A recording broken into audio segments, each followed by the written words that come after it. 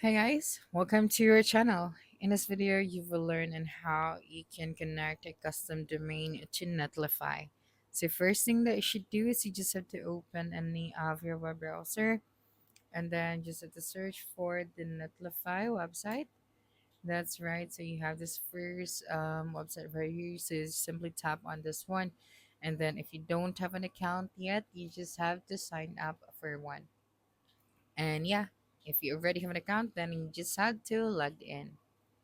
And then once you've logged in, you just have to simply select the project that you want to add a custom domain.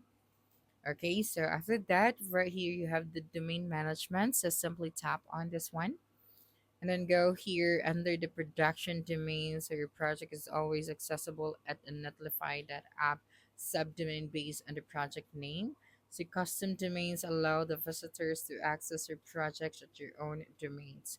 So simply tap on the add a new domain. So you have two different options.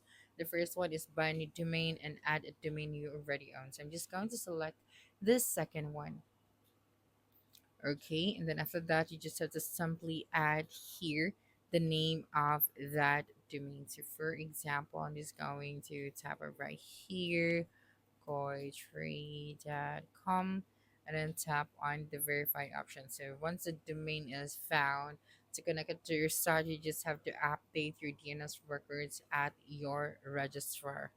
So tap on the add domain option, and then here, just have to simply tap on the pending DNS verification options. So after that, you'd be able to see here the instructions and how you can fix this. So for the second one as well, so you just have to add these new records to your domain provider. And then once you are done, you'd be able to see here that you have successfully connected your custom domain to Netlify. And that's it for this video. If you think this video helped you solve your concern, please subscribe, like this video, and leave your comment below. Bye.